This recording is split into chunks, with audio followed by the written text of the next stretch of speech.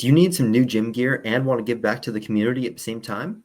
Aperio Athletics has you covered with 5% of all profits going towards the Canadian Mental Health Association. Sign up for their rewards program and receive $5 off your next order. Use code JUNGLE15 to get 15% off your first order. I got this brand new hoodie sent to me from Aperio Athletics and I am absolutely loving it. I've been wearing it every single day. The quality is incredible, very nice and warm. It's perfect.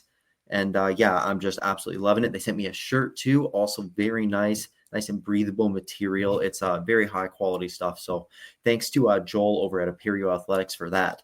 And visit the Aperio Athletics online store at aperioathletics.com to claim the benefits and rewards waiting for you. Be sure to follow them on Instagram and TikTok at Aperio_athletics to be the first to know of all the latest product releases and exclusive offers. But Joel, I think the last time we recorded was right before you were heading off to nationals with Drury. Obviously, I know it didn't end up being the result you wanted, but we obviously have to talk about, how your season wrapped up. So give us some insight onto your personal experience, how the team did, and then just the tournament as a whole, because it was crazy this year compared to last year. This year's tournament was, I think, it's just a testament to how good the ACHA is starting to become. Sorry. I think we went into the tournament knowing that, anyone in the top 10 could realistically compete to win the championship. And it ended up being the top 11 because we ended up losing to number 11, Calvin, in overtime. They came to play, man. They were a very, very good team, very well coached, like nothing but good things to say about them. Their goalie played very well. We got outshot though. Like we were good for portions of that game, but I think a lot of the guys know that we could have brought a lot more to the table.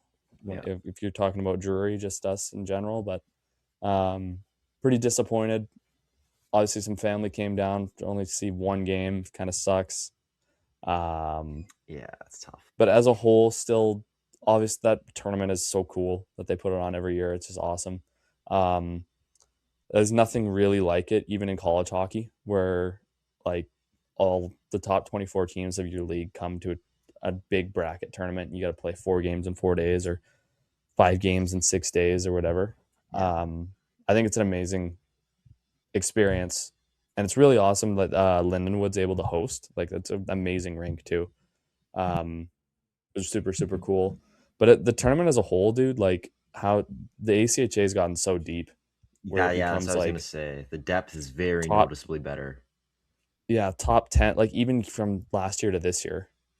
Yeah. Oh, yeah. Like top 10 teams in this league are, I think, competing NCAA D3 level when it comes to like. Oh, for sure. The top 10, for sure. Yeah, maybe not like entire program wise, but like one-off games. I think personally that a lot of the teams, like the top 5 programs in this league, are absolutely top notch. But like the top 10 teams, just in general, are competing at that level, and even surprising. Like Calvin was unreal, and we never really talked about them or like knew much about them throughout this year. Like we know they're up in Michigan, they're up in Grand Rapids, Michigan, up there, and they freaking put on a show, dude. They beat Niagara in the next round too, handily, like 6-2. Beat down. And Niagara, they were the 3 seed, number 3, yeah. And I think Niagara won their first game like 10-1 or something too. Like something ridiculous. I'm pretty sure they hammered the team they played, and then to lose to Calvin, like that was crazy. Something like 8 rep or whatever you said, 10-1 or whatever. Another team I wanted to ask you about, Adrian, the 9 seed, number 9. I mean, they are underranked for sure. Yeah, they have a tough schedule every year, and I think this year what ended up happening was just they didn't get the wins when they needed to, and they ended up dropping a couple games to like some lower end opponents, which ended up giving them a 9 seed. But anyone playing Adrian knows that their coach is so good, man. Like their organization is so good. They know how to win. It's just like, it sucks to get to the final again and end up having to play like a top-notch team like Ohio. I mean, personally, when we played Ohio, it was the best hockey team I've ever played in my life. Like that line of all seniors that ended up, I think Reeve or Aldridge ended up getting the MVP of the tournament, but like and Ohio was so good they cycled through 3 goalies the entire tournament. Like they played all 3 of their goalies. Are you serious? Yeah, and 2 of them got shutouts. That's insane. Like it's so dumb. Like their first game, it was close. It was like 4-3. Yeah. I think Bird played, and then they ended up playing a different goalie the next night. Won like 4-0. Played a different goalie the night after, and then won like, I don't know. I don't know what the exact score was, but they ended up winning again, and then they went back to the same. They didn't play the first goalie again, but they ended up playing all 3. So the guy they started the tournament with didn't play again after that game, and then they just kept rolling. Like I couldn't believe it. Crazy. They're that good. Yeah, they're that good. So Ohio definitely deservedly probably the best team this year. Minot just, I don't know if they're, what happened, man. They just, I don't know what happens every year, but they were like 4th through with Missouri State. Yeah. And then, which is 1 on 16, by the way. And they just couldn't get it done. They couldn't get across the finish line, which really sucks because they're a really good team as well. Super deep, super well coached. I just think, I don't know what happens when they cut to the nationals. It just ended up falling apart. But they end up, falling out. And I think after Minot was gone, my prediction was Minot Ohio final. Okay. After Minot was gone, it ended up being not easy for Ohio by any means. It's never easy to win that tournament, but their route, their strength of schedule definitely took went down a little bit after that. Yeah. And for sure, they saw the pathway a bit clearer. I think it makes sense that Ohio won because they were, they, like I said, one of the best teams I played. So that's the ACHA recap. Dude, I actually got a couple more about the ACHA. I didn't mean to spend this much time on this, but there was a very, very controversial call. Not to discredit Adrian. They had a great tournament. Right. But in the rematch of last year's finals in the semis, UNLV tied the game, I think, with a few minutes left, and then scored the winner again with, I think, 30 seconds left. The winner ended up getting called back for, I think, goalie interference. But I watched the clip 100 times, Joe, and I cannot wrap my head around this one whatsoever. The only thing that I could see is they have a third camera angle, Owen, that they don't show on the broadcast, which is the above the net cam. Okay. And if that guy made you know how he makes contact with the stick? Yeah, like kinda. If he makes contact with the stick in the paint, then technically it is goalie interference. Okay. And that's the only thing I'm holding on to because the ACHA calls it super strict. They call it super strict. I wish they got on the mic and said it like, this is why, but we'll never really know. Like any kind of statement or anything after, just being like, hey, this is why. Yeah. Because, again, not to discredit Adrian, they went on an incredible run, but I just do not understand how that goal doesn't count for UNLV and our boy Dylan Ford.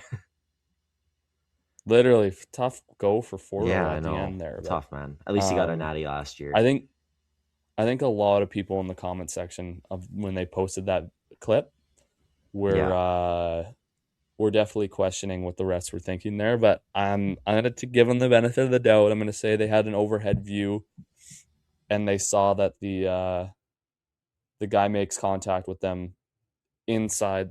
It makes contact with the goalie inside the paint. Otherwise, if that guy's stick is outside the paint, and I mean, as a goalie, I obviously, I don't want to see goals go in. Like if it was me, I'd probably be happy that they didn't call it. But I think definitely got a little bit lucky with that if it was outside of the paint for sure. Yeah.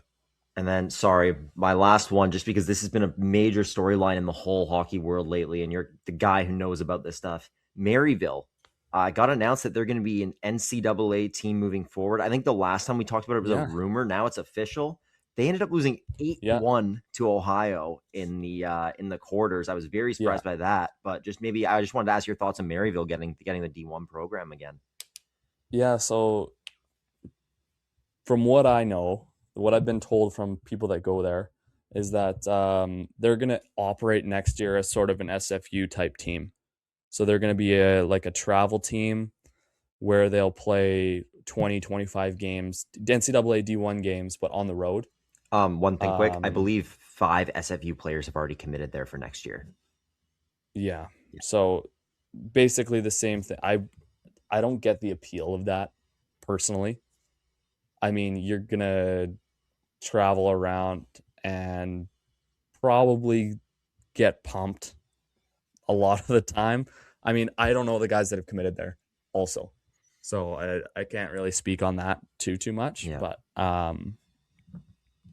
I would personally, just the way that SFU has gone to commit to the same type of team that's, I mean, it is in the US. Yeah, it's a bit different. And they've already announced that they're going to be D1. SFU, they were just like hoping they'd get it. Yeah. Whereas I guess Maryville is more of a guarantee. Yeah. But it's just like, dude, once they become NCAA D1 and they're a legit squad, the guys that are committing there, they're going to start getting CHL guys. They're going to start getting, cream of the crop. I could see it if you're a junior, though. Yes. So like if you're transferring, you're going to play there for 2 years. That's perfectly fine. As a freshman going into that sort of situation, I would be a little bit more worried just because of the trajectory of the team and stuff. And dude, if you're a ACHA player going up to play on that team, I mean, unless you're like a senior or whatever, and you're just playing next year as a travel player, it's definitely going to be very tough for those guys to kind of stick around and play on the team. But I have heard, Owen, that the ACHA team is still going to exist. So they're going to keep their ACHA D1 team. Great. And then they're also going to have their travel team. So what I assume will end up happening is they'll just flip-flop up and down. So like if guys they know they're not going to play this weekend for the NCAA team, they'll just drop down and play for the ACHA team that weekend. Yeah. Which can create a little bit of struggle when it comes to like team chem and like what the fuck is like, because like imagine this, like you're the third string goalie on the travel team, right? Yeah. You're probably going to play like 1 or 2 games max. Yeah. Why wouldn't you want to drop down and just play ACHA 1? Yeah, and then they can just call you up. Exactly. If they need you. Yeah, so, I agree. So I don't know, or like a 4th line player, or like a 5th line player, because they're definitely going to have extras. But that's all just kind of speculation, opinion based stuff. I mean, good for Maryville. Like they have so much investment. Yeah, that's sick. They have a lot of money. Sorry, I was just gonna say good for the St. Louis area too, right? Yeah, the Blues are backing them too. Nice. When they turn into like a really good program, that Lindenwood Maryville rivalry would be great. Yeah. They are like, I'm not kidding you, Owen. The rink for Maryville, the rink from Lindenwood's rink to Maryville's campus is like 10 minutes. It's it's super, super close. So it would be super cool. Their rink design, did you see their rink design? I don't think I did. No. Maryville's or Lindenwood? I don't like it. Oh. Maryville's. Hang on, let me see. Maryville's. I don't like it. If you look up their rink design, it kind of, I don't know why it doesn't really give NCAA, like. Sorry, they're really building a new NCAA rink. D1.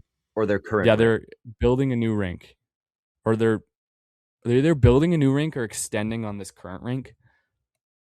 And as of right now, I'm not super impressed by the super sick rink, super sick room and like facilities. Yeah, there's only one tiny picture of the rink that I have here. Do you have more? The rink itself, it looks like it's going to be sort of rec center style where there's one side seats and the other side is like a catwalk. Yeah, so I can only see, all I see is a picture of the catwalk. This is on Maryville's website. So essentially it's going to be like that, but then with the other side just staying the same that it is now. And Okay. to be honest, it doesn't really look like an NCAA D1 rink to me. No, it doesn't. That's interesting. Just literally take the design, because if you go to Maryville's rink, they have a big plot of land Yeah. right to the right of as you're walking in, to the right of the thing. I think they should just take what Lindenwood has and plop it down right there. Right. Because Lindenwood's rink is sick. Like, Lindenwood's rink is awesome. If you can afford to go NCAA D1, you should be able to afford an NCAA D1 rink, my opinion. Yeah. But that's just what I think. Yeah, interesting. I am a bit surprised by that, but yeah, that's why I wanted to get your opinion, right? You can give kind of more insights that I never would have known, or most of our listeners never would have known if they're interested in this stuff. So, and I mean, tons of guys from the leagues we cover committing to the ACHA now every year, more and more. So there is a reason to actually cover it besides the fact that Joe plays in it. Yeah. I think it's time to actually get into the PJHL. We'll start with that. So just off the rip here, we are not going to cover any of the KI series, second round series that have started yet because we just don't have time today. I mean, I might mention them, but we'll talk about them in depth in the next episode, and we'll try and get that out as soon as possible too. Since we missed last week, we'll try and get a couple. But for now, we're just going to kind of recap what is complete, I guess you could say. So as for the PJHL, Mission and Surrey, last time we spoke, Mission had just gone down 3-1. I got to go to every game from game 4 to 7. I mean, game 4, they lost in OT. We talked about it last episode. Game 5, Mission wins in overtime. Carson Lane with the winner to keep them alive. Game 6, back to Mission. They win again. Game 7, back to Surrey. What a game. Up 2-1 with 2 minutes left. Bronson Sales comes in on a partial breakaway. Rylan Elson lifts his stick, makes zero, like literally the softest stick lift you've ever seen, just to like get the puck off his stick. And Bronson Sales somehow plows Mission's goalie Jake Paulette into the corner. There is no call. There is no whistle. Paulette is laying on the ice below the goal line against the boards pretty much. And the play is continuing. Eventually he gets back up, and as he gets back to the net, Surrey scores. I watched this. Ridiculous. It happened. First of all, I was sitting, could not have been more in front of me. I was pretty much parallel with the hash marks where I was sitting. Yeah. I had a perfect view. I thought at first Rylan maybe pushed him, but regardless, it was not enough contact for him to plow him. When I watched the clip, I saw that Rylan didn't even make contact. Probably the worst, and I think this ref is the best ref in the PJHL that I have seen. I like this guy. I think this is the worst missed call I have ever seen in my entire life at any level of hockey. Missed call. I've probably seen worse calls. Play, like it probably took them like 10 or 15 seconds to get the puck. I think he was down for at least 7 seconds laying on the ice. That's a long time in the middle play. Yeah. Some of the saves that goalie make, what's his name? Paulette? Jake Paulette, he has been Mission's MVP by far throughout the entire playoffs. Even in this White Rock series, he has been fucking incredible. So shout out to him. He's been playing very, very good. But this clip, I could not believe my eyes. Could not believe my eyes, dude. Like, anyways, Mission ends up fucking winning in overtime.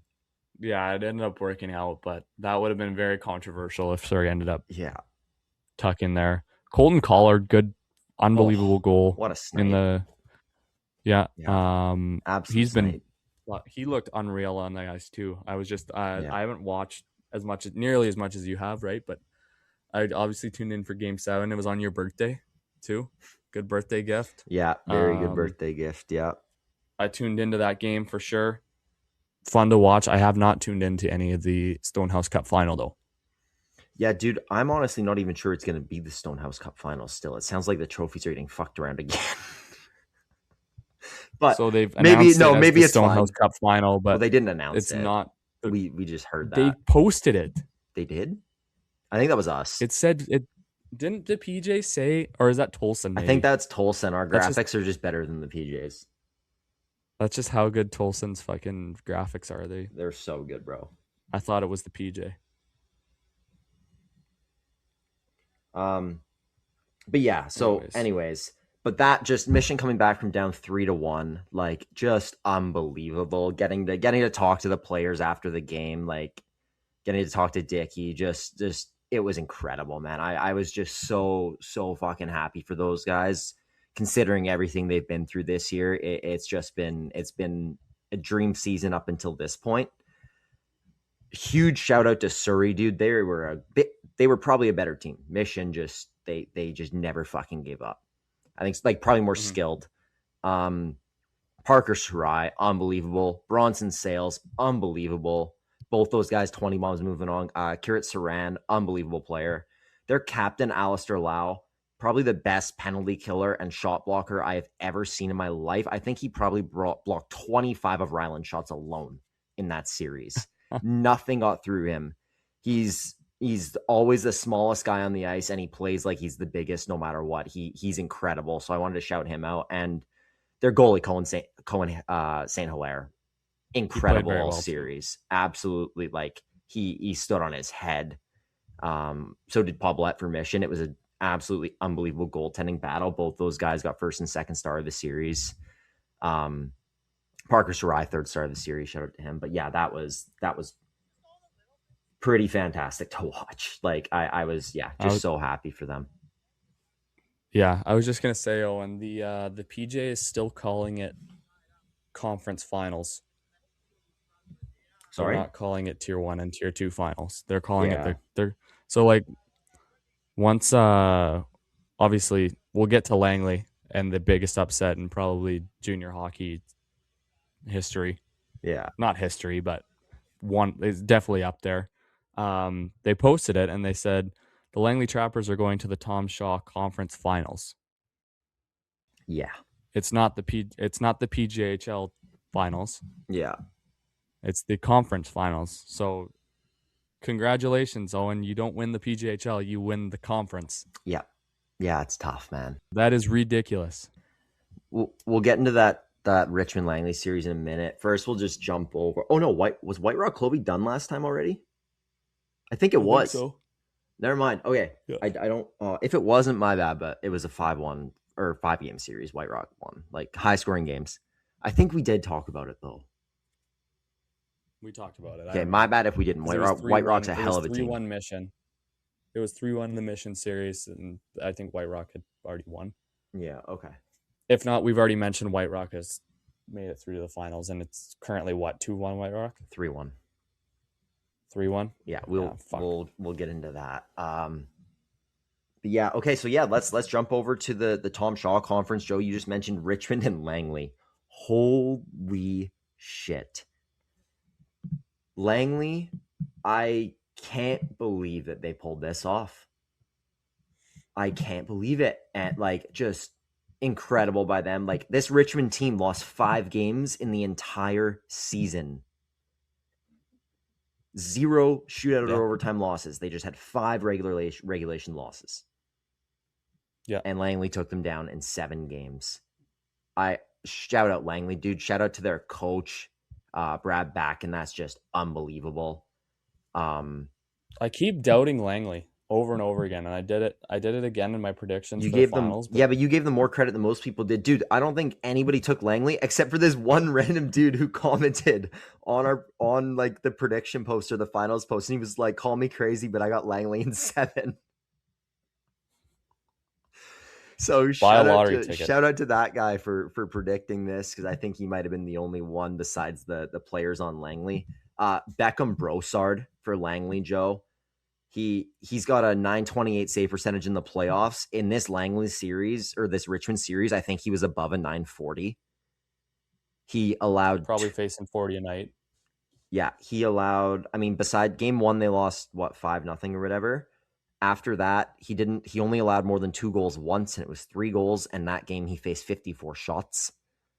Fuck. Just insane. And like Langley, like down 2-0, down 3-2, winning 7 on the road. Like I can't believe it. Incredible, Langley. Shout out to those guys, man.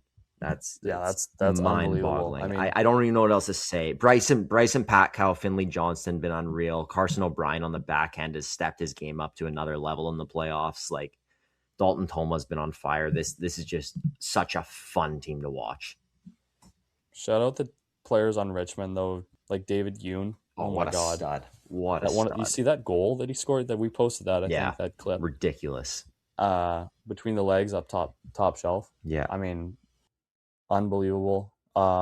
Really, really good play. I mean, and you think if they probably win if they have Ujeda, right?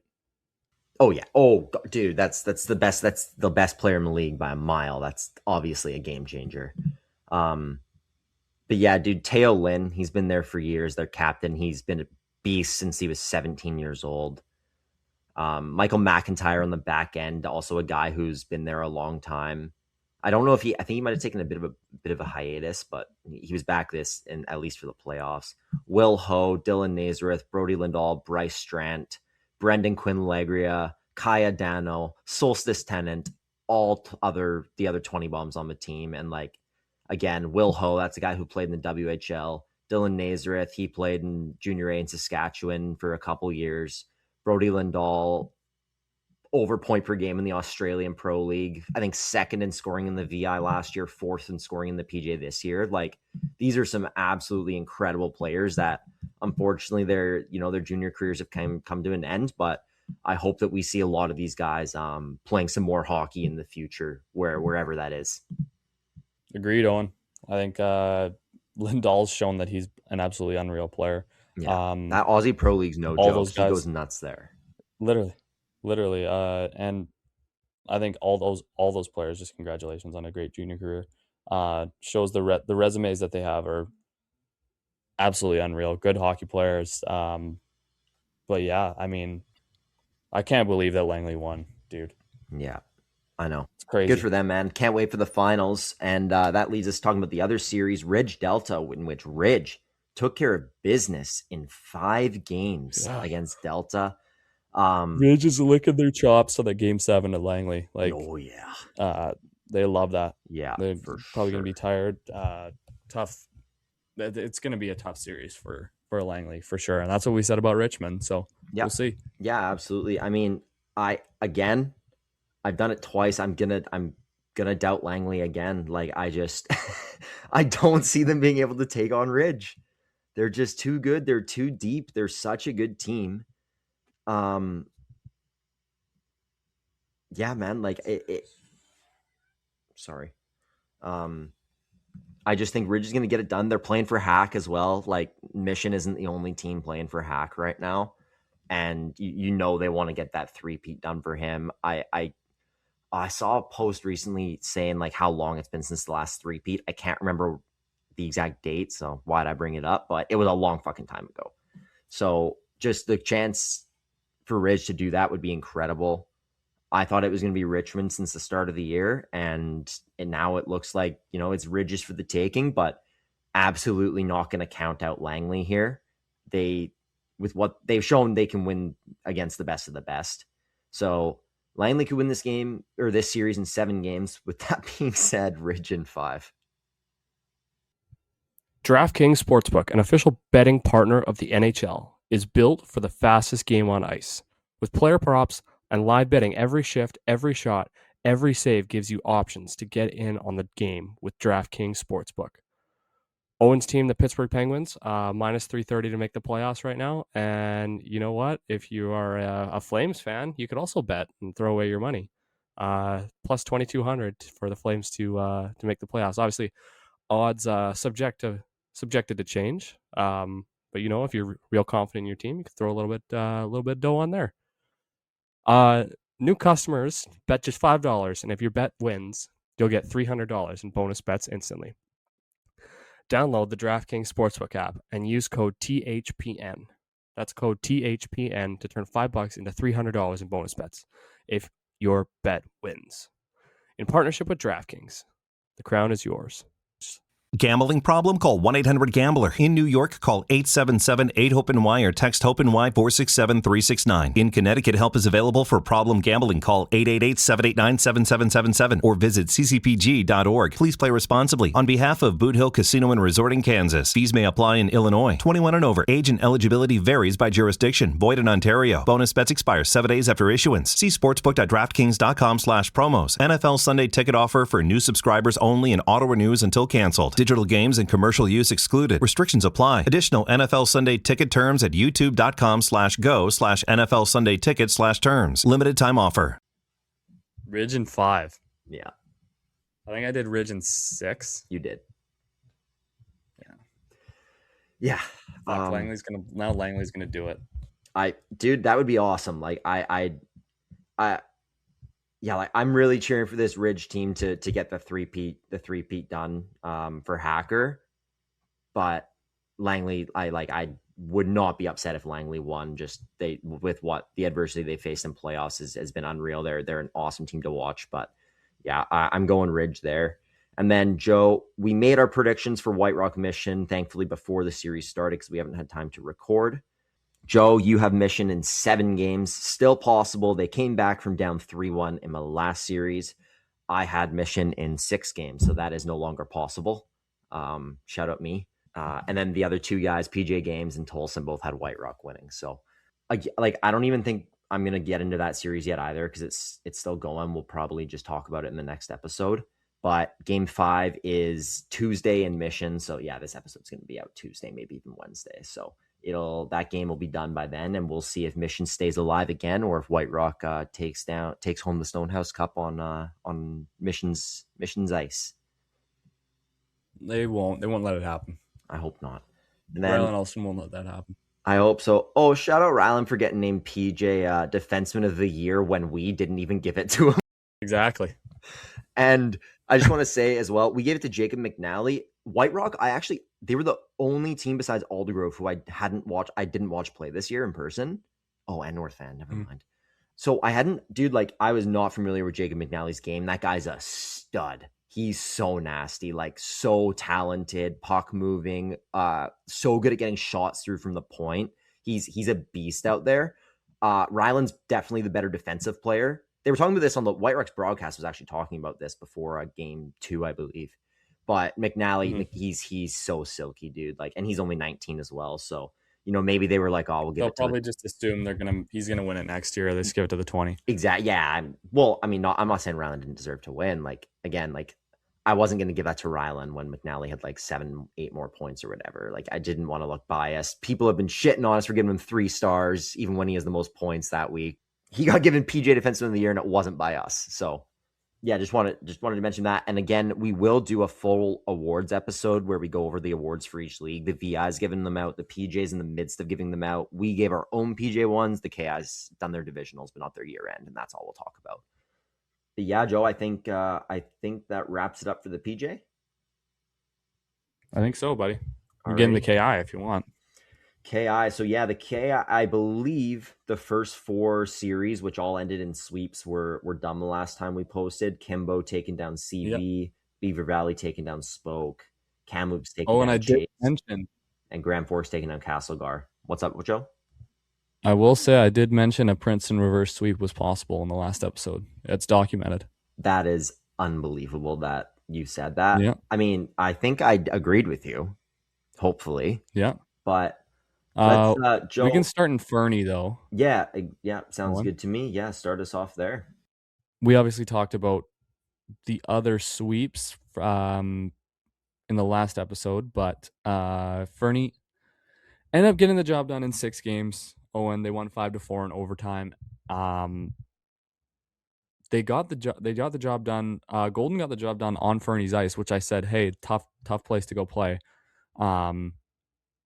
They had a 5-3 win after I talked about that, how tough it was to play in Fernie. They go back to Golden. Fernie gets the job done 5-4 in overtime. Good series, but Owen, as we'll get into, I don't know if we're going to touch on the next series. Kimberly is just on another level right now. They're so good. We'll talk about that. And we'll also talk about the Beaver Valley Nighthawks as well. Yeah, what a ridiculous wagon. score lines coming out of that division. Williams Lake. Oh, and we posted that clip. That was an unbelievable clip. That Williams Lake overtime winner. Oh yeah. Every single game in this series was a 1-goal game, Owen. That's about as even as it gets, all the way to 7, overtime, 3-2 win for Williams Lake. The crowd pop, Owen, you said, was unbelievable. The amount of people that they showed tied up, it with like 30 my seconds God. left too. Yes. Can't forget that, dude. Like, that was insane. Thankfully, I watched it live. Really, you did? Yeah, I was watching, yeah. That's cool. The amount of people that showed up to that series, dude, I was watching the clip. I thought it was empty. I thought the building was empty because there were so many people. It just made a wall of black. And then when they scored, the entire thing just went up, and I was like, "Holy shit!" There's a lot of people there. It was incredible, and But the atmosphere in Quesnel too, just as good. Like, yeah, just as good. But shout out Blake Collison, his first of the playoffs, and Chaz Lucas for scoring with 33 seconds left on the clock. Yeah. To tie it. Asher Lucas has 11 assists, Owen, up to this point. And probably more because I haven't checked the box scores in the next series with Williams Lake and Kamloops. 2 1-goal games as well. Very, very close hockey there. Yeah. But yeah, congrats to Williams Lake for moving on. And we can swing over to, what was it? Was Revelstoke done at that point? No, Revy Merritt went to 6. Merritt gave a really good effort. I think they just ran out of gas, though, in Game 6. Owen, 7-2 final. Sorry, I just want to say Sam Saskew between the pipes for Merritt, crucial in them making this a close series. He was unreal in those last few games, especially.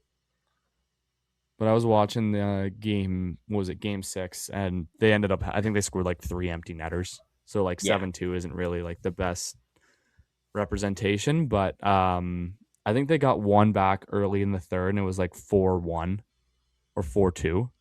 Mm-hmm. And I was like, okay, maybe it's a game. And then they got a quick one, 5-2, and then it was just, it was over. But yeah, we'll talk about the next. I think the next series, Owen, are more interesting because we're all 4 series. The divisional finals are on sweep watch right now. Mm-hmm. I think we got to save it for the next one, Joe. Yeah, we'll save it for the next one. But just crazy to see, especially William. Like, did you predict Williams Lake? I think I had Williams Lake in 7. No, you had Kamloops in 7. I had Williams Lake in 7. Kamloops in 7. Yeah, I had Williams Lake. Williams Lake. Should have taken Williams Lake. They barely got by Quesnel, though. I was getting worried about that pick. I know, it's ridiculous. And then I have to mention Revelstoke being down 2-0. Keep an eye on that. That's crazy. That's ridiculous. Yeah.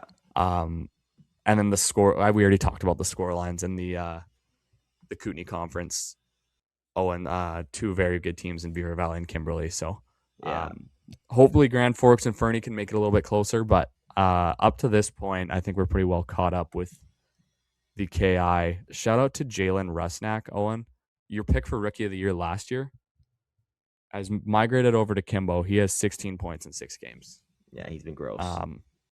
He's been very, very good. What a pickup. And then a couple of the big dogs in Princeton getting the job done. Justice Lowe and Will Bell, Brighton Morrow. The guys that we said at the start of the playoffs, Owen, needed to show up. And needed to be those guys. Just took a couple games. Those guys right now. They have stepped up big time. Holy shit. Have they ever? Brady Magriel and then Asher Lucas, 13 points in 9 games, 1 goal and 12 assists. Defenseman numbers, but it's okay. Making the plays happen. But like those are like from what I watched a decent amount of that Willie Quesnel series. Those assists are not little shitty secondary apples. It's like he dangles 3 guys and sets a guy up backdoor. Like, okay, that might be a bit of an exaggeration, but he's nasty. He's setting the shit up. He deserves those apples. Good, yeah. And yeah, I think that's all I have so far. I want to check the goalie stats, see if anyone stands out right now. Good. Adam Kilasevich has been playing very well for Kimberley. I'll say that. Also, Landon Uzlok on Beaver Valley has been putting up some decent numbers too. But yeah, Owen, Den Besson kind of getting hung out to dry a little bit when it comes to his playoff performance. Cale Svensson has also been getting some games for Fernie. Dude, he's been good. They were riding Svensson in the first round. Dude, he got goalie of the year last year in what division was it?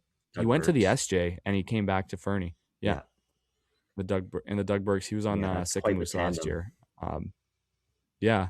But yeah, as I said, nothing really popping off the page at this point, but still, but I think that pretty much catches us up in the KI there. Yeah, man. Well, then I'll get us up to date in the VI because this has been a very exciting second round in the VI. Comox Nanaimo, I think Comox had a 2-1 lead, and then Nanaimo, I think it was a 2-1 lead, and then Nanaimo won the next 3. Took Comox down in 6. So I think you had Nanaimo, I had Comox, so you got me there. I do want to shout out Comox, Joe. I don't know if you saw the clip, but they got all the British and Australian ski workers from Mount Washington are in the crowd doing football chants, and it's like soccer, and it's unbelievable.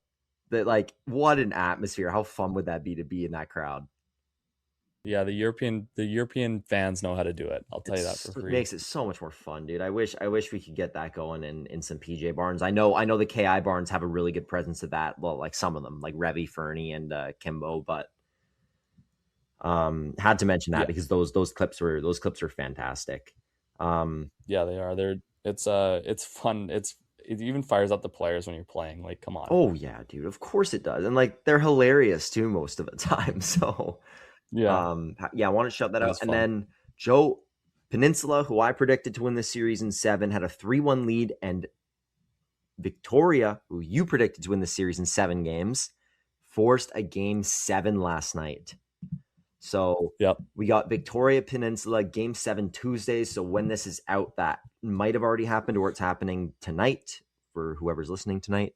Depends when this gets dropped. This is Monday right now. So we'll see what happens there. What a series it's been so far. An incredible job from Victoria to come back in this one, and even the series. Like, it's so tough being down 3-1.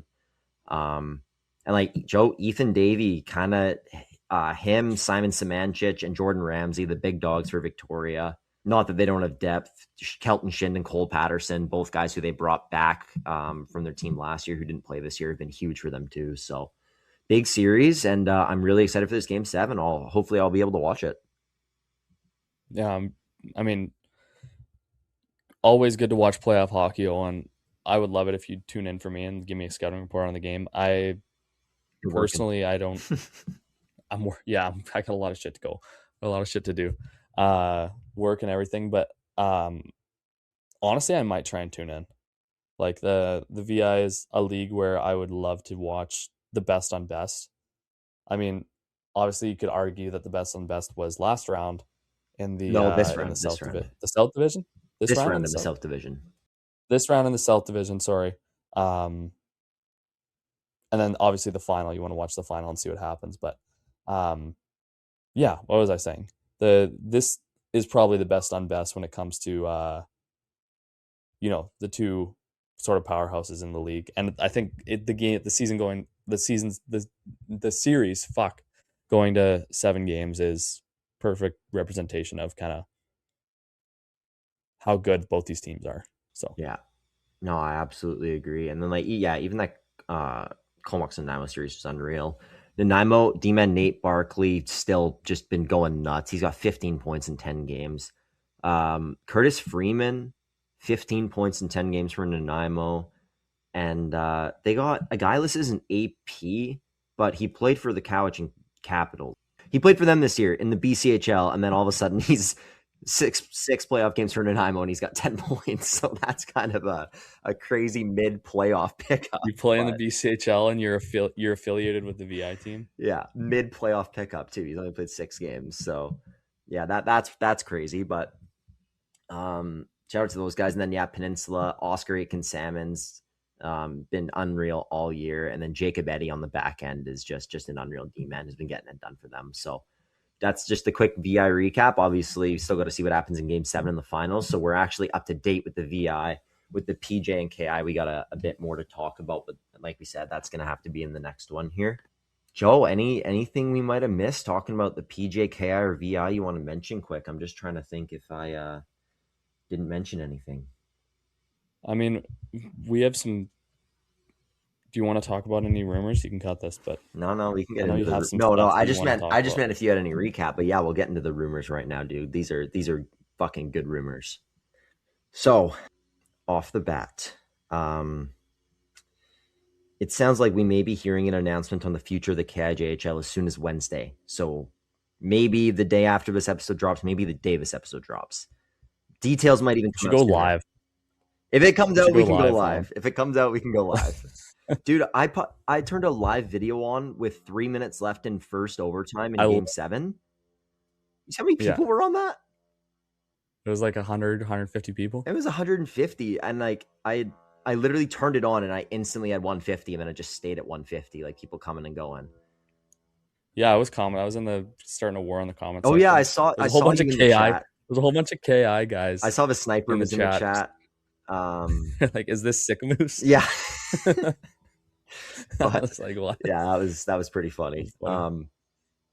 But yeah, I was so yeah, we can do a live if that happens. Try and talk about it right away. Oh, one other thing I want to mention about the KI. This was kind of random but pretty awesome. William Eklund's dad, Christian Eklund, has this YouTube channel, and he's doing this series where he's traveling Canada right now, like touring facilities. Like I saw. He was at the Abbey Canucks game last night, I think, like touring and doing a bunch of content. And he did a video where he went to Creston, checked out their facilities, and then I believe went to a game in Grand Forks with them. So he did Creston and Grand Forks and vlogged it all. So go check that out. That video was super cool on let me get the actual tag for his account. Sorry, I should have had that ready. It was Fimpen? Yeah. Fimpen20. It's Christian Eklund on Instagram. You can check out some of the clips from it. Like he read out Creston's starting lineup. He did it in Swedish. I think the videos are all in Swedish, but you can put on. There's obviously when he's talking, he speaks English and he talks to fans and talks to people at the games and stuff like that. And then he also did Golden. He went to Golden and did a vlog and tour there. So some really cool content from him. Suggest checking that out. And yeah, Will Eklund's dad. It's awesome. Yeah. Okay. Now let's get into the rumors. So like I was saying, the KI Wednesday could be hearing an announcement on, I believe, Tier 1. It sounds like this Tier 2 independent thing is very, very real. I assume this would be in partnership with the BCHL funded. And Joe, another thing that I've kind of found out, the reason that this whole thing has been kept so insanely tight-lipped has been solely to keep the BCHL in the dark. The BCHL is apparently scrambling, trying to find out what's going on. And that's why they've been keeping things in the dark, because they don't want the BCHL sniffing around. They probably didn't want the BCHL trying to get the Tier 2 teams to go independent. And that sounds like it may very well be happening. I think, like for a team like 100 Mile, I kind of get it. At the end of the day, we've given our thoughts on independent hockey, and I think it's a recipe for disaster. I think if these Tier 2, personally, Joe, this I might have these teams coming at me, and we're on good terms with most of these teams. We like all of these teams. I personally think it's pretty selfish. I think you're a decision that you agreed to, or at the very least, you agreed to be part of a league that makes decisions this way. By that, I'm referring to the vote. They all know the rules. Or for the teams who tried to get Tier 1 and didn't get it, teams like Spokane, Chase, they sat out. So that's a bit different. I understand a bit more from their perspective. The ones who agreed to the evaluation and didn't get it, I don't know. I think now you're throwing a huge wrench in the whole plan, because obviously it's supposed to be a funnel, trying to advance Tier 2 guys to Tier 1. You're throwing a wrench in the whole thing, and now you're just making the pathway even more confusing for all these kids. And I think you're doing it out of vengeance over anything. I don't think they're doing it because it's the best option. The league's going to struggle no matter, even if they're I guess if the BCHL just gives them a shitload of money to operate, then okay, fair enough, I guess. Where is the money coming from, though? And they Good have question, no. because there's 5 teams in the BCHL with failing grades and 7 struggling. Powell River's going dormant next year, probably, maybe, I don't know. That's a rumor as well. It's a rumor. Everything we're talking about right now is rumors, by the way. I don't think I gave the disclaimer. It's all speculative, all rumors. Everything we are about to say. We're just giving our said. opinions on what we're Yes. hearing. Owen, I don't know. For me, it's like the root of all the issues is the BCHL. I agree. Like everything is coming back to these teams are struggling. They are with the league rushed into this whole independent hockey. Yeah. We're gonna rah. We're gonna make this like the greatest league, whatever. The ringleader of it left for the dub. The second highest earning club is leaving for the dub in the next year. Oh, Wenatchee also left for the dub too. Dude, can't forget that. And Wenatchee also left for the dub. Merritt went to the KI. It's like Okotoks has no money. Yeah. It's like all the AJ teams want to leave now because they can't afford to fucking travel all the way to BC every week. Brooks is going to get a dub team. Brooks is going to the dub. Like it's like starting a business with like aspirations to like make a shit ton of money, and then like your owner and your CEO and your CFO all just left, and all you're left with is middle management trying to pay for everything. Look, man, if the BCHL gives them a ton of money to keep them afloat for the year, I understand. But I don't see this being a long-term option, and I think it's just going to fuck everything up for everyone else again. Like I said, I like these teams. I have nothing against these teams. For a team like 100 Mile, where you're so fucking far away and the travel's like just insane, I get it. But you guys all I know this isn't really a foreseeable thing if you buy a team, or if it's, some teams are community ran, right? Like, I know it's not a foreseeable event to be trying to replace the BCHL, but at the end of the day, this is how the league works, and you knew how the league works, no? Is that not a fair statement? Yeah, I think that's fair to say, buddy. So, this is the only way for these franchises to stay alive. Then, okay, you know what? I take back what I said. And maybe saying it was selfish was a bit harsh. Maybe that was a bit harsh. But I just don't think this is the solution. I don't think this is the answer, and I hope it doesn't happen. Personally, I think it's an ego thing where it's like we feel like we're better than Tier 2 hockey, Junior B hockey again, and they want to jump on the opportunity to go Tier 1. But at the end of the day, Owen, not everyone can be a Tier 1 team, because if every league is Junior A, it's Junior B still. If every team is Junior A, it's Junior B still. Sorry, that's what I meant to say. And the fact that a team like, I don't know, a Soyuz, for example.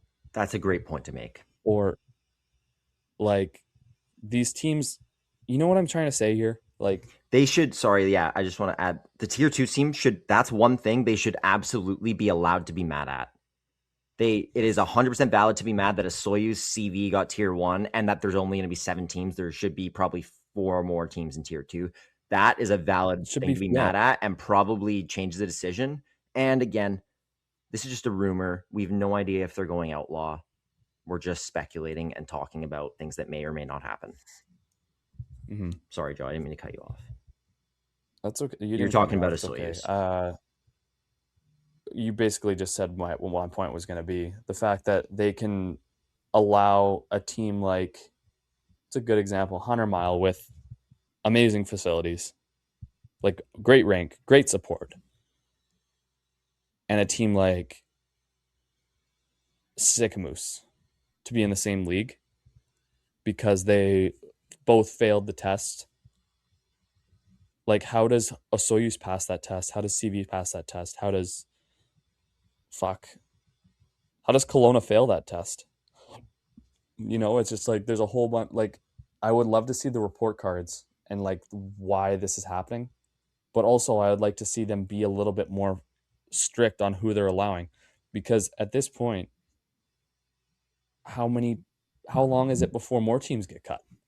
They're going to have to relegate teams, and that's why I think that tier 2 is going to be okay if they stay sanctioned. They're going to be aggressive expansion, including Summerland next year, which, like, I know it's only one more team for now, but it's a start. It's proof that it can happen quick. And I think more teams are going to get relegated, and then I think they're going to be okay. And then we will have a clear, good system funnel in British Columbia. At the end of the day, we only want this for the best of the kids and honestly the best of the leagues, I think. It's just like, it's like, know your role. And hockey players should know how to hockey players should know what I'm saying, right? Yeah. Like, you got first liners like Revy, Kimberly, Fernie, Nelson, and you got fourth liners, and I'm just trying to say, like, it's obvious people know what should happen, and it's obvious what should happen. It's just the pain and the ego of, okay, this is what needs to happen for the greater good of the league, the greater good of BC hockey in general and sanctioned junior A hockey. And it's like, at what point do you just rip the Band-Aid off and just tell them, you just be like, hey, like, this is what's going to happen. Yeah. Yeah. No, I know, man. Another interesting rumor mill about the KI. This one's coming from the KI Sniper on Twitter. A WHL team was originally set to assist a KI Tier 1 team at their spring camp. After talking with KI leadership and hearing their vision for Tier 1, they've supposedly decided to lend their support to an AJ team as their affiliate instead.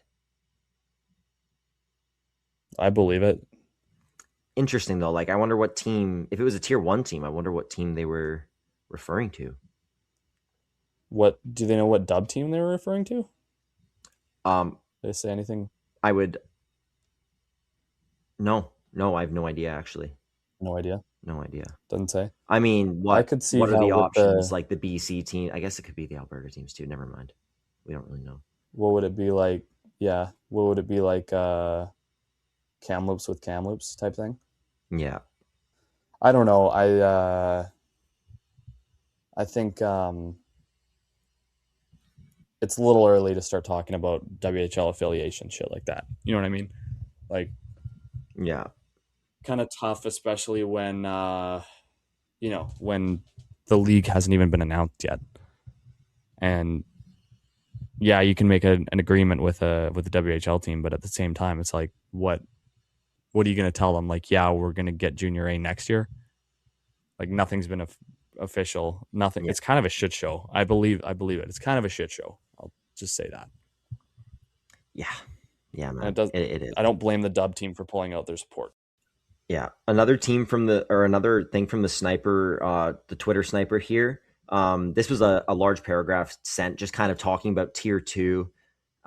This person's opinions on on how BC hockey likes to point out the benefits of being sanctioned when it really doesn't matter, and just trying to give some reasons for Tier 2 to want to go independent, saying they'll get a lot more control and avoid some extra costs, like being part of BC Hockey and Hockey Canada. So again, there's some more factors that maybe you value that more. I just don't think it's the solution at the end of the day. But again, like, there's also probably more behind the scenes reasons, things that have gone on that have led up to this potentially being a split that we don't know about. So we're giving a pretty outside, surface level opinion on everything we know. Sounds like we're going to get a lot of information on Wednesday then. I hope so. If this is the first release, I mean, I will say, Owen, the amount of backlash that the KI is getting on a lot of their posts on Instagram, it's like, address the rumors, address Tier 1, Tier 2. It's been 300 days since you've talked about Tier 1, Tier 2. Like, yeah. You can't just announce something and go radio silent on it, I think, which is basic principle. But what were you going to say? No, nothing then. I wanted to hear the end of what you were saying there. And then I just have a couple more I have a bomb KI rumor. I also have a ton about the PJ that I will save for next episode. Okay, let's hear it. Okay, Joe. Well, okay, sorry. I'll get all the KI stuff. I'll talk about the little things first. Sounds, again, I'm hearing even more so Prince George, very, very likely to be in the KI next year. So there goes another team from the VCHL. I think that's the only other thing besides this big one. So what I can say, or what I will say about the PJHL now is it sounds like tier 1's going to happen next year. Doesn't sound like it's going to happen how we expected it though. And I'll just leave that as a big, vague statement for people to speculate on so that they hopefully listen to the next episode. But it sounds like PJ tier 1 next year will play the KI tier 1 champion. So KI tier 1, like this is happening, right? This is not getting canceled anymore. This is happening. I think it should have just happened this year, man. Just play the fucking tier 1. Like we know what tier is which at this point in the PJ. Like fucking just play the KI team. I agree. Like why skip a year? I agree, man. But it's gonna happen next year. And Joe, I am hearing that as soon as next season, the winner of that series will play in the Centennial Cup. That's great. Next season. That's great news. So obviously I could be wrong. Maybe it'll be the following season. Maybe it won't be either. But I'm hearing next season, a British Columbia team to the Centennial Cup. Sorry, that's the big one. I thought that was pretty massive news. Like guys knowing they might get a chance to play in the Cent Cup, like that's huge for recruiting. Get this shit announced. Like, I mean, it's probably not announced because it's probably not official. But again, this is a rumor, so it would suck if it didn't happen. But I really do hope it does happen because that would be pretty wicked. Some juicy bits just came in on the Elliot Friedman line for Owen Elson of our fucking Instagram DMs, but we're gonna have to break that down and maybe bring it up in the next episode. So stay tuned for that. Yeah. Last thing, Joe, do you have anything else junior hockey to talk about at all? 2 more things to talk about really quick, and they're unrelated.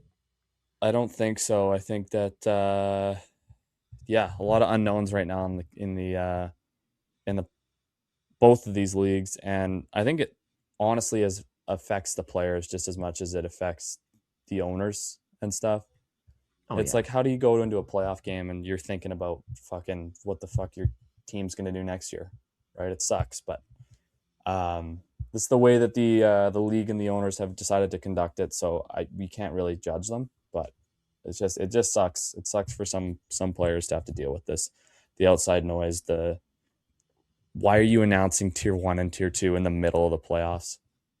Yeah. Like, why are we waiting until now to figure this the fuck out? Like, and all of a sudden now it's super late for recruitment.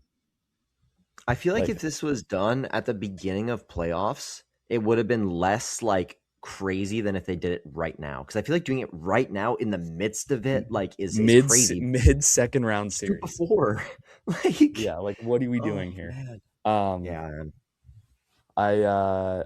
Things people don't talk about, man, is the recruiting process. Like how does Revelstoke go to a junior A guy or like a guy that's looking at his other junior A options and being like, yeah, we might get Cent Cup next year. Or maybe the next year. Or maybe the next year. Or maybe the next year, yeah. Who knows? Like, it's a gamble. You could come and play for us maybe if you want. And it's like, no thanks, I'll go to Olds. Or no thanks, I'll go to Melfort in the SJ or whatever. Or fuck, even Neverville in the fucking MJ. Right? Like, it sucks for recruiting for these teams. So I just thought I'd throw that in there. But no, good thing to mention. The other thing I had, Joe, we obviously covered the Hope Icebreakers this year a little bit, and I don't want to just like be biased and cover Hope. So I wanted to shout out the Powell River Regals on taking down the Nanaimo Steelmen to advance to the Koi Cup, the Senior A Provincials every year. And then obviously there's the Nationals as well, which unfortunately the name of the trophy slipped in my mind, but so good luck to Powell River. I believe they've actually already been invited to be BC's rep at that, and it's in Newfoundland this year. I'm pretty annoyed that I can't get the name right now, but shout out to them. Obviously, like there's tons of VI, especially alumni on Powell River and Nanaimo. So good. Yeah, good for those guys. Koi Cup will be March 31st. And it's in Dawson Creek this year. I'm not sure what other team. Oh, Quesnel won the KIJHL. That's also what I was wanting to say. Shout out to the Quesnel Kangaroos on winning the KIJHL championship in a packed barn in Quesnel the other night. That looked fantastic. So wanted to shout out I think former Mission City Outlaw Brody Dick, Joe, plays for them. If you remember him, when Mission won, his whole body was held together by tape. Based on what I was told, he was basically playing through every injury in the book. That guy's a warrior, and he's just still ripping up senior hockey in Quesnel. So shout out to him. That's awesome. I think he got the OT winner in one of the games too. And then Joe, the last thing, I got to give a huge shout out to Abram Wiebe and North Dakota. They finished as the 2 seed, and in the whole NCAA tournament, so they will get to host their own regionals. And how unreal is this, Joe? In the first matchup, they will be playing against Matthew Campbell and Marymac. So be watching that. That'll be awesome. The Abram Wiebe versus Matthew Campbell unspoken rivalry that they both had in their heads is back. Obviously, both guys we've had on the pod, like, what are the odds they end up playing each other in the first round? Marymac, I believe, was the 8 seed in Hockey East and won the tournament to make the NCAA championship. Maybe they weren't the 8, but they were a low seed. They were not expected to. So shout out Maddie and Marymac for winning that. Really excited to watch him and Abram go ahead. That's gonna be funny. That's gonna be funny. Here. I wonder if they'll ever get into it a little bit after the whistle or anything. No, or if there's no way. It's all there's good no way. I feel like we're just making this up out of nowhere, but it'd be good. No, we talked to Maddie. They told us. Yeah, they said, we're just sparking it up. We're sparking it up again, though. Yeah.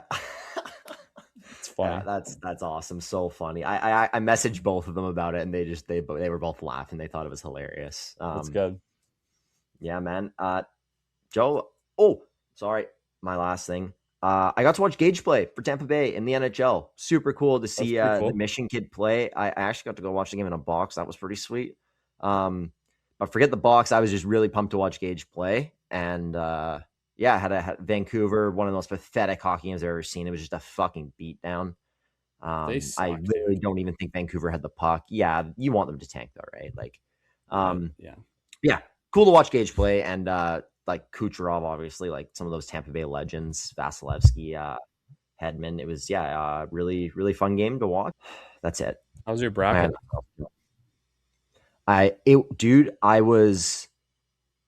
First round, I only had 4 picks wrong. So what's that? 32 for 36?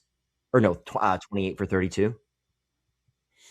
I think I was the same there. 28. 1, and then 2. I think that's good. I think I had 4 wrong. Did you predict the High Point upset? Yeah, I did. Yeah, me too. I feel like everyone got that. I did. I don't know. Yeah. That was pretty confident on. Ohio State tripped me up. Louisville, South Florida, VCU, North Carolina. I predicted VCU right, but I Texas, messed up BYU. on same. So I messed up Texas BYU. I got the VCU one. I also missed the South Florida one. I forget the other one I got wrong, but I got the Ohio State one. But Joe, I had Gonzaga making the finals, so I'm done. I had Gonzaga making the Final Four, so I'm also pretty done. So yeah, until that, and then I was 4 for 4 the next day until Gonzaga lost. So yeah, I was too. Ever since Gonzaga lost, I've been on a fucking steep slope. Alabama blew out Texas Tech, dude. Like I had Texas Tech going far. I had Texas Tech going a while too. The South is fucking me right now. Yeah, I mean, it's over. If you have a Final Four team get knocked out this early, it's done. And I assume we all had Florida, so. I did not have Florida. I had Houston. In the Elite Eight. Okay, well that helps. I guess you're a bit more alive. 3 of my Final Four teams are still alive. I have Arizona losing in the Sweet 16, so this is gonna be a big game. Are your finals teams alive? Yeah. Then you're fine. No, you have a chance. You're good. I still have a chance to win, but I have Michigan winning it all. I don't know who you had. Duke. Dust. I know I hated picking it, but I just felt like they were going to get it done. Michigan's so good, Okay. dude. Well, I think that wraps up this episode. We have some really awesome interviews coming soon. It's just, again, it's been so busy, but Marcus Jackson to come on the pod, Poco's captain, who also went to Seattle for a brief stint at the end of the year. Is he done there already? I feel like that was last week he fucking went. I think he only played like 3 games. Yeah. Okay. It was quick. And then, yeah, like some other guys we've talked to that have agreed to come on the pod. We have a really, really cool one coming up. Actually a former PJ player who, I don't want to spoil anything right now, but ended up going through some pretty life-changing health issues while he was playing. And they're actually, I believe CBC made a documentary on him that's going to be out soon. And he messaged us since he used to play in the league and said he wants to come on the pod. So looking forward to that one. That's going to be really cool. And obviously we got lots more. There's a couple I don't want to mention yet or spoil, but stay tuned. And we'll try and get another episode out this week to recap the KI, talk PJ Rumours, preview the VI finals, and a couple other things like that. VI polls, we have all the results. They'll be coming soon. PJ polls, I'm going to send out when the season's done for both tier 1 and tier 2. So stay tuned for that. As always, be sure to check out all our social media channels. Make sure you download the episodes of the pod. It's the best way to support us right now. Lots coming.